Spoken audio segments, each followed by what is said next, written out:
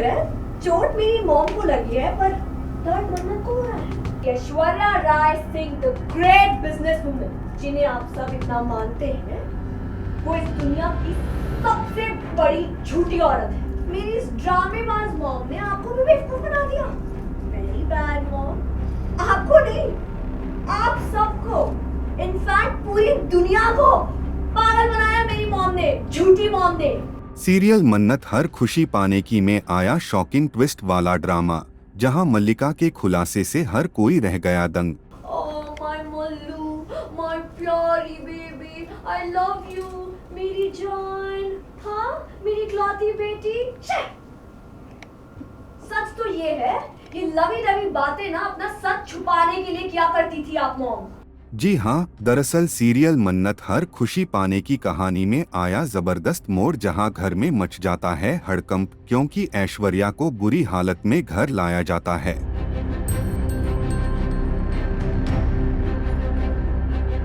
जहां डॉक्टर साफ कहते हैं उसे तुरंत खून की जरूरत है, वरना उसकी जान भी जा सकती है। ऐसे में मल्लिका कहती है, अगर मेरा ब्लड ग्रुप मैच भी करता तब भी मैं खून नहीं देती। और अगर मैच होता डैड, मैं तो भी नहीं दे पाती, बिकॉज़ यू नो राइट, मुझे इंजेक्शन से डर लगता है।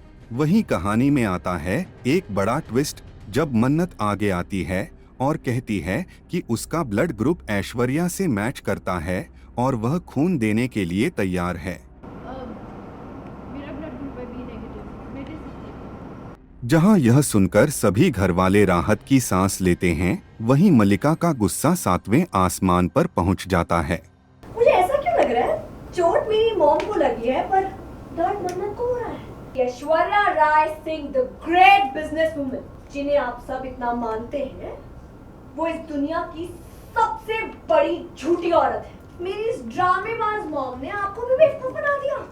Very bad mom. आपको नहीं, आप सबको, इनफैक्ट पूरी दुनिया को पागल बनाया मेरी मॉम ने, झूठी मॉम ने।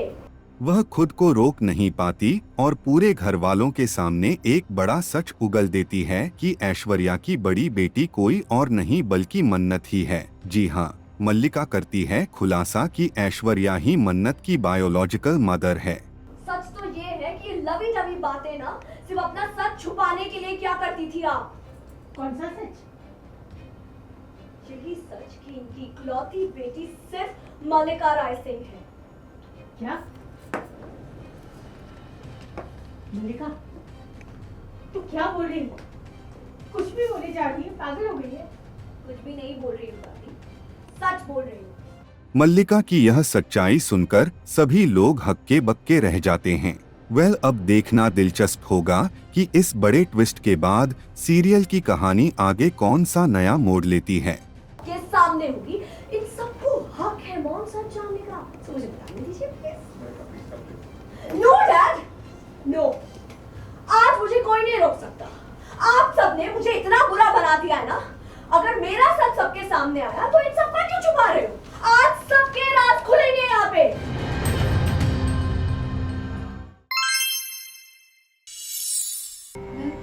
मैं ये मेरे मॉल के लिए नहीं वेट कर सकती हूँ। मुझे किसी से जल्द से जल्द शादी करनी है।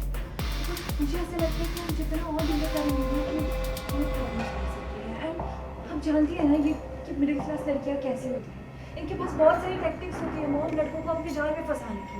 इसलिए मुझे जल्द से जल्द शादी करनी है। मैं और वेट नहीं कर सकती। सीरियल परिणीति में आया जबरदस्त मोड़, जहां एक तरफ नीति कमरे में तैयार हो रही होती है, तभी घबराई हुई निशा की एंट्री होती है। हाँ तो बोलो, इतना सोच क्यों रही हो? अपनी मॉम से बात करने के लिए इतना सोचने की जरूरत नहीं होनी चाहिए। बताओ क्या बात? चाहती कि आप मेरी और आदित्य को शादी जल्द से जल्द कर दो। मुझे नहीं वेट करना मम्मी से बड़े से किसी और के लिए। I don't want to wait, मुझे बस जल्दी से जल्दी। निशा नीति से कहती है, माँ मैं चाहती हूँ कि मेरी और आदित्य की शादी जल्द से जल्द हो जाए, क्योंकि मैं नहीं चाहती कि मेरी जिंदगी में कोई और लड़का या आदित्य की जिंदगी में कोई और लड़की आ जाए। ये मिडिल क्लास लड़कियाँ कैसी होती हैं? इनके पास बहुत सारी टेक्निक्स होती है लड़कों को अपने जाल में फंसाने की। इसलिए मैं और वेट नहीं कर सकती मॉम, मुझे बस आदित्य से शादी करनी है जल्द से जल्द। नीति निशा को दिलासा देती है, तुम टेंशन मत लो, मैं सब ठीक कर दूंगी। मेरी लाइफ में बस तुम और तुम्हारी खुशी सबसे ज्यादा।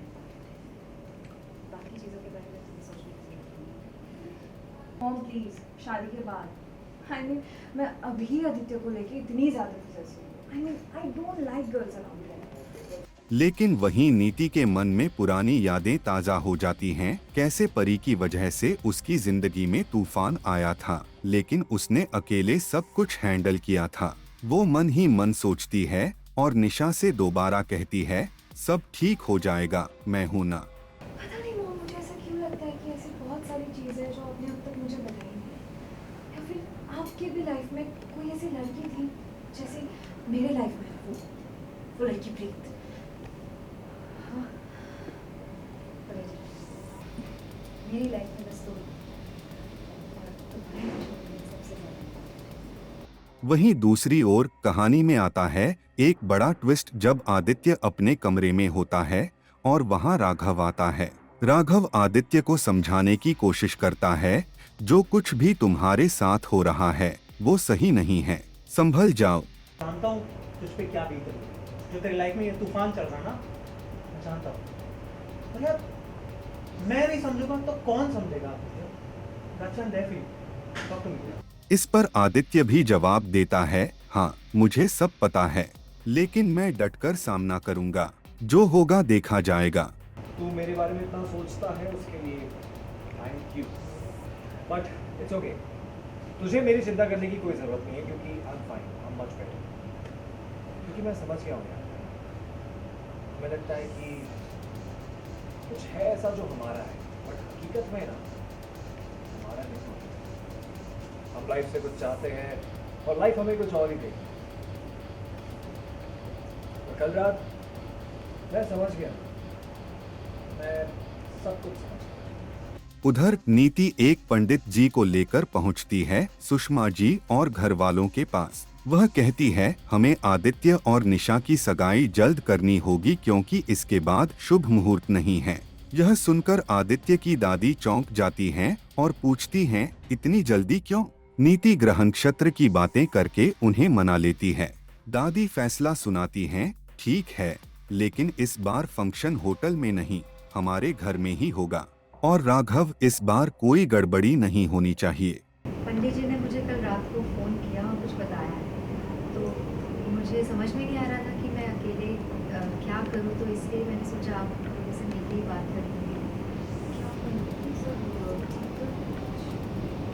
पता नहीं आपको ठीक लगेगा कि नहीं लगेगा, बट हमें ना सब कुछ बहुत जल्दी करना पड़ेगा। एक्चुअली संगीत हमें कल ही करना पड़ेगा। ये फंक्शन हम होटल में नहीं करके घर पे ही कर लें, क्यों? है ना? ठीक है? हाँ, हो जाएगा ना? हाँ दादी, हो जाएगा, आपको कंप्लेन का मौका नहीं। तभी एंट्री होती है आदित्य की और दादी उसे बताती हैं, तुम्हारी और निशा की सगाई जल्द ही होगी। ये सुनकर आदित्य हैरान रह जाता है, लेकिन घर वालों की खुशी के लिए वह चुप रह जाता है। जब नीति उससे पूछती है तब भी वह कुछ नहीं कहता, जिसे देखकर नीति बेहद खुश नजर आती है।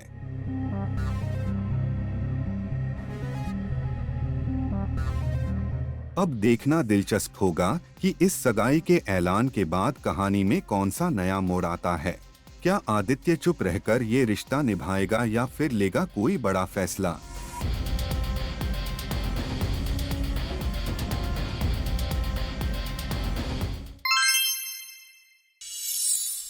हे मंगल, 15 दिन में तेरी शादी हो रही है, कितना काम है।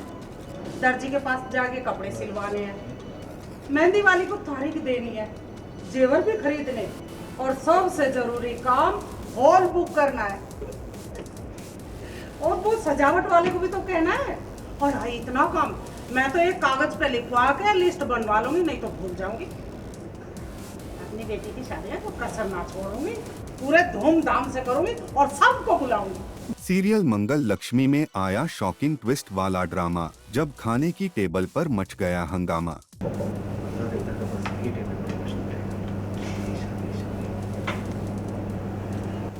और क्या, कोई गुड्डा गुड़िया का खेल ना हो रहा है, मेरी बेटी की शादी हो रही है। दुनिया में आपकी लड़की अकेली नहीं है जिसकी शादी हो। हर रोज दुनिया में लोगों की शादियां होती हैं। बस हर कोई आपकी तरह ढिंढोरा नहीं पीटता है। जी हाँ, सीरियल मंगल लक्ष्मी के आने वाले एपिसोड में देखने को मिलेगा जब मंगल खाने की टेबल पर कुसुम, आदित्य और अपनी माँ शांति जी को खाना परोस रही होती है। तभी शांति जी मंगल से कहती हैं, बेटा हमारे पास समय बहुत कम है और तुम्हें शादी की कितनी तैयारियां करनी हैं, सब कुछ संभालना है। हे मंगल, 15 दिन में तेरी शादी हो रही है, कितना काम है। दर्जी के पास जाके कपड़े सिलवाने हैं, मेहंदी वाली को तारीख देनी है, जेवर भी खरीदने और सबसे जरूरी काम हॉल बुक करना है। और वो सजावट वाले को भी तो कहना है। और हाँ, इतना काम मैं तो एक कागज पे लिखवा के लिस्ट बनवा लूंगी, नहीं तो भूल जाऊंगी।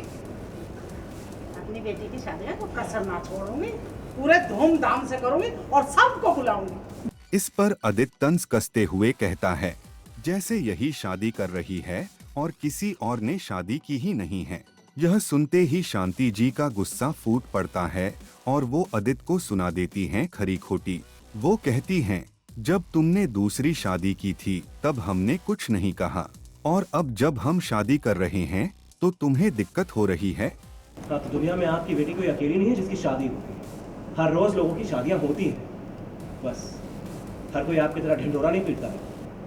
मैं तो ढिंडोरा पीटूंगी, क्योंकि लाखों में एक लड़का चुना मैंने अपनी बेटी के लिए। और आपको दिक्कत क्या हो रही है, बताओ मुझे। आपने दूसरी शादी की थी, मैंने कुछ कहा नहीं, तो आप बीच में क्यों बोल रहे हो? बताओ मुझे, क्या तकलीफ हो रही है? मम्मी आप रहने दीजिए ना, खाना खाइए। इसी बात को लेकर आदित्य और शांति जी के बीच तेज बहस हो जाती है। माहौल गर्मा जाता है और मंगल बीच बचाव कर अपनी मां को शांत करने की कोशिश करती है। लेकिन कहानी में असली ट्विस्ट तब आता है जब वहां एंट्री होती है मोनिशा की। किसी से भी शादी करा है, ना कोई जांच ना कोई पड़ताल, कुछ भी। अच्छा, पहले तो हमने खूब जांच पड़ताल की थी, धरती आसमान तक की। हमें कौन सा हीरा मिला है, कोयला मिला इतना बड़ा? दरअसल मोनिशा पहले से ही मंगल के घर आई हुई होती है और अब वहां से जाने लगती है। लेकिन जैसे ही वह दरवाजे तक पहुंचती है, अचानक ड्रामा करती है, चक्कर आने का और गिरने लगती है। हकीकत में ये सब मोनिशा की चाल होती है, क्योंकि वो नहीं चाहती कि मंगल और कपिल की शादी हो। अब देखना दिलचस्प होगा कि क्या मोनिशा की ये चाल कामयाब होगी या कहानी में आगे आएगा नया मोड़।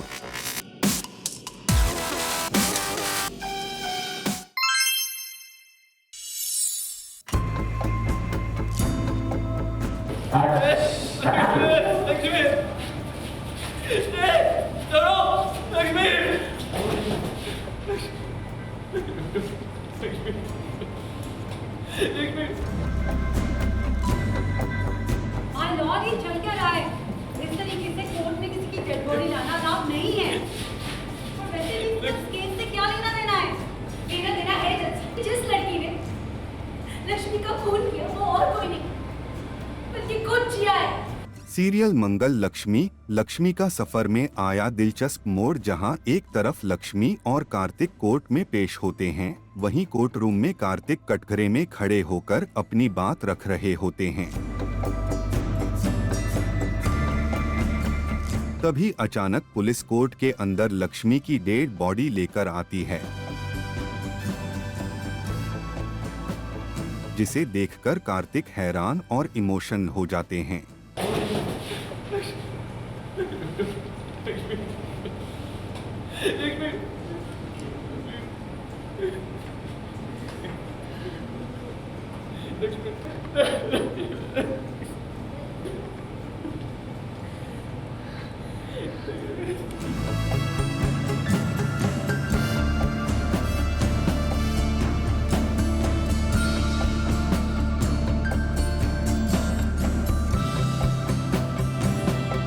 लेकिन यही कहानी में आता है बड़ा ट्विस्ट, जब लक्ष्मी अचानक उठकर बोलती है, ये सब जिया ने करवाया है।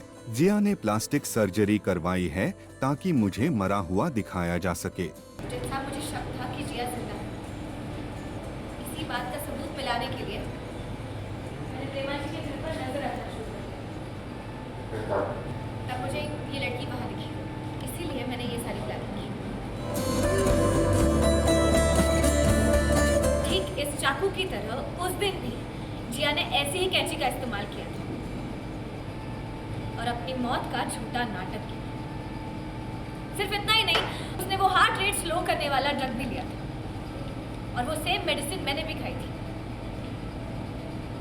मेरी नब्ज स्लो हो गई और सबको लगा कि मैं मर चुकी।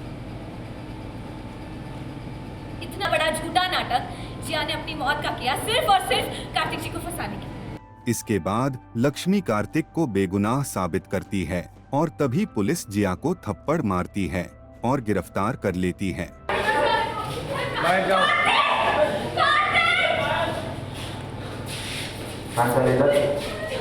फिर लक्ष्मी और कार्तिक भावुक होकर एक दूसरे को गले लगाते हैं।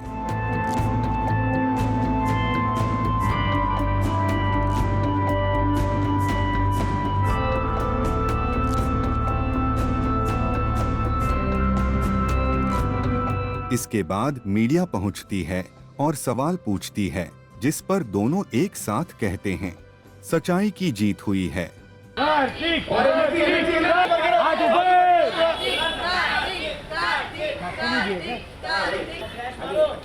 अब देखना दिलचस्प होगा कि इस सच की जीत के बाद लक्ष्मी के सफर में आगे कौन सा नया अध्याय शुरू होता है।